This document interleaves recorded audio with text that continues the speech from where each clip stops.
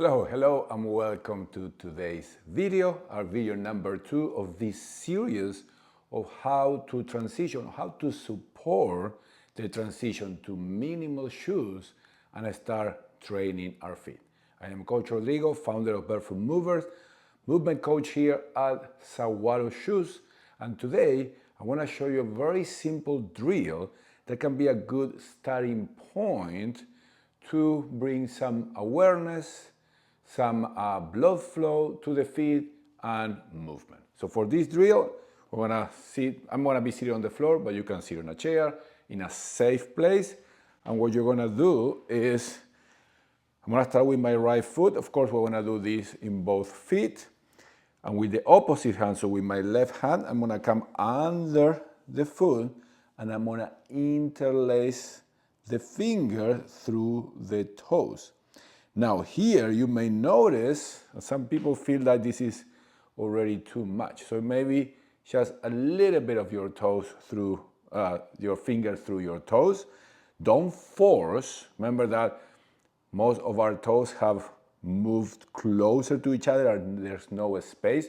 So you don't wanna force, but you're gonna start trying easy, a little bit of space between the toes. And you can hold just that. And maybe that's all you do, but we start bringing that blood flow and start creating a little bit of space between them and try to, at least momentaneously, restore more of the natural shape. Now, the second part is, and this sometimes gets confusing, so we're gonna think of separating the foot in two parts, the forefoot and the back. So now with the right hand, so right leg, I'm gonna grab the back of the right foot. And sometimes people, when I do this, they move the ankle. It's not about moving the ankle. So when I use this hand to hold the ankle and the heel portion of the foot. With this hand, with my left, what I'm gonna start doing is gonna try to find some movement at the front of the foot, at the forefoot. So I'm bending, of course, all of this, be super mindful. The feet haven't been trained, maybe they haven't been moving. If you don't spend time barefoot or in minimal shoes, they haven't been moving much. So little by little, we need to restore that movement. So I'm gonna be bending or flexing and then extending, just the forefoot, and be, again, gentle, don't force. The second movement, still holding the back of the foot. Now I'm gonna try to find a little bit of rotational motion. You're thinking that you're moving the forefoot independently of the heel or the back of the foot, not the ankle, okay? Easy, rotate, do not force, and you can always take a break, right? Don't force as we go through the day. So this ideally, you can do it after work. When you come back from home, you can do this. Maybe you can do it even before work, or maybe if you wanna go for a walk or you're gonna go training, spend some time so you can start preparing the feet for that. Is also a nice way to recover the feet after the day.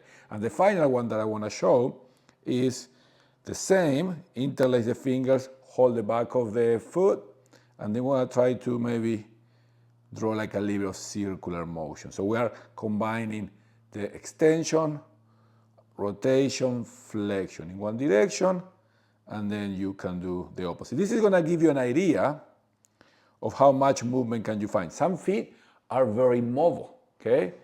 Then we will need to pay more attention to the stability part. Some other feet are more fixed, or they have lost that mobility, so we need to restore some motion. So, because remember, we want both. We wanna have both on the feet. A foot that can move, but also a foot that can be a good base of support in everything that we do. So, as we spend here 2-3 minutes, then you will do the same on the other side. So interlace, okay?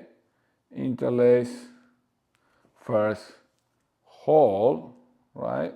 Hold, see how this side, and you start recognizing differences from foot to foot, right?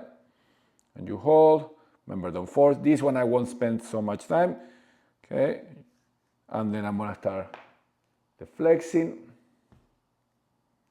So without forcing, so first hold, then flexing, then rotating. Remember to hold the back of the foot so that we're moving the forefoot independently. Okay, that's the key word. And then finally, that little circular motion without forcing. Okay, and I want you to notice, okay, how your feet are able to move. Maybe if there is a lot of movement, if it's just very uncomfortable to interlace the fingers there. Remember, all these mini course is part of starting to bring awareness and slowly start training the feet. Remember, that is something that we don't want to rush, we don't want to force, little by little, like training any other part of the body. Okay, that is it for today. I hope you enjoyed that one, and I will see you on the next one.